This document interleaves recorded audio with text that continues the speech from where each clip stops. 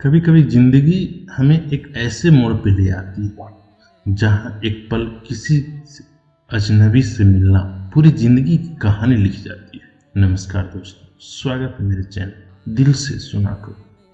आज की कहानी है तेरे होने से, एक अधूरी मोहब्बत की दास्तान।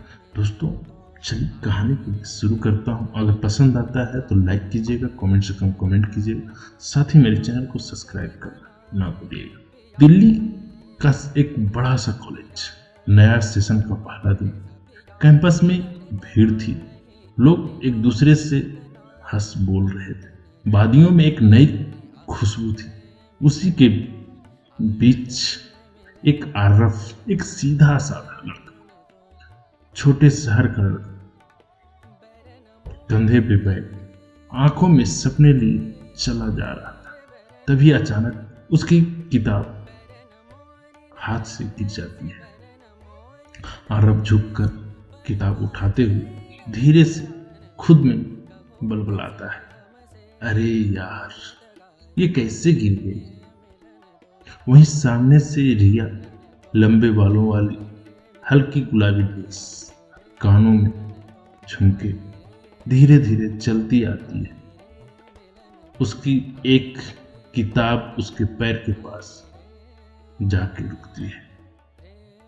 रिया किताब उठाकर मुस्कुराते हुए बोलती है, ये तुम्हारी है शायद। आरव थोड़ा हल्का क्लास के बोलता है, हाँ थैंक यू। बस उसी एक मुस्कान आरव की पूरी दुनिया थम गई थी। उसे क्या पता था यही मुलाकात उसकी जिंदगी बदल देगी। दिन बीतने लगे थे। आरव और सिया की बातें क्लास से कैंटीन तक पहुंच गई थी। दोनों हर वक्त साथ रहने लगे थे।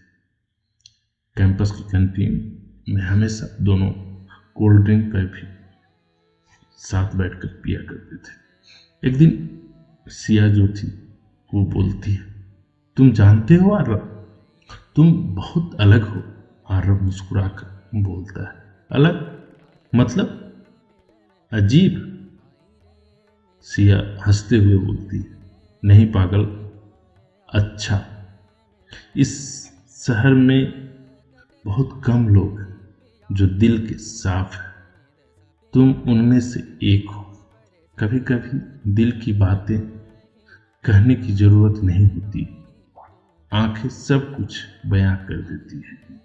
कैंपस का एक फेस्टिवल था, म्यूजिक फेस्टिवल।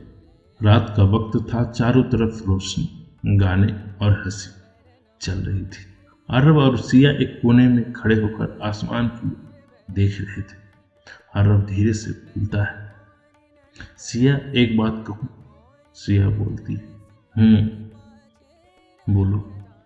आरव बोलता है, पता नहीं क्यों, लेकिन जब तुम पास होती हो तो लगता है जैसे सब कुछ ठीक है, जैसे पूरी दुनिया की सारी टेंशन खत्म हो जाती है। सिया जो रहती है वो मुस्कुराकर हल्के से मुस्कान में से बोलती है, तो पास ही तो रहा करो। और उसी रात आरव की मोहब्बत सिया के होठों की मुस्कान से हमेशा की बस गई थी। तीसरे साल की पढ़ाई खत्म होने वाली थी, प्लेसमेंट की शुरुआत हो गई थी। तभी सिया के पापा का भी ट्रांसफर मुंबई हो गया था। अब कॉलेज की लाइब्रेरी, सिया की आंखों में आंसू थे। सिया आरव से बोलती है, मैं जा रही हूँ। आरव हक्का बक्का रह गया, क्या? ये कैसे हो सकता है? सिया बोलती है, पापा का नया पोस्टिंग हुआ है, हम कल ही शिफ्ट हो रहे हैं। आरव थोड़ा खामोश हो जाता है, फिर बोलता है, और हम? सिया नजरें झुकाकर बोलती है, हम होंगे ना। आरव, बस शहर बदलेगा, मोहब्बत नहीं। उसे नहीं पता था कि दूरी सिर्फ शहर नहीं बदल रही है, बल्कि वक्त भी बदल जाती है। साल बीत गए थे। आरव ने नौकरी पकड़ ली थी, सिया भी मुंबई में सेटल हो गई थी, लेकिन कॉल्स अब कम होने लगे थे, चैट भी छोटी हो गई थी। और एक दिन सिया का मैसेज आया, आरब हमें अब बात नहीं करनी चाहिए थी। आरब टूट गया। वो समझ नहीं पाया कि क्या गलत हो। कभी कभी मोहब्बत की सबसे बड़ी दुश्मन वक्त नहीं, खामोशी होती है। 4 साल बीत गए थे। दिल्ली की बारिश वाली शाम आरब एक कैफे में बैठकर कॉफी पी रहा था। तभी दरवाजा खुला। सिया सामने खड़ी थी। आरब हैरान था। सिया सिया मुस्कुराते हुए आंखों में नमी से पूछती है, कैसे हो? आरब थोड़ा रुककर बोलता है, तुम्हारे बिना जी तो रहा हूं लेकिन जिंदा नहीं। सिया आंखों से आंसू बहने लगते हैं। आरब, शादी हो रही है मेरी। कमरा चुप हो गया था। पूरे रूम शांत हो गए थे।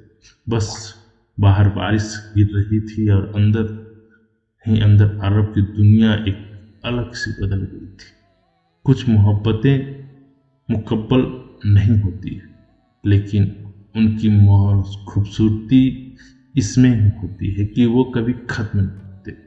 सालों बीत गए थे। आरब अपने बेटे को सिखा रहा था, बेटा, मोहब्बत का मतलब हमेशा पा लेना नहीं, कभी कभी सिर्फ दुआ में किसी को शामिल करना ही काफी होता है। दोस्तों, मोहब्बत वो नहीं जो मुकम्मल हो, मोहब्बत वो है जो कभी खत्म ना हो। तो ये कहानी आपको कैसी लगी कमेंट सेक्शन में कमेंट कीजिएगा। अगर कहानी पसंद आई है तो लाइक कीजिएगा, साथ ही शेयर कीजिएगा और मेरे चैनल को सब्सक्राइब कीजिए। फिर मिलते हैं एक नई रोमांटिक कहानी के साथ। अगर आपको सुनना है तो बने रहिए मेरे चैनल पर। नेक्स्ट वीडियो में मिलते हैं, तब तक के लिए धन्यवाद।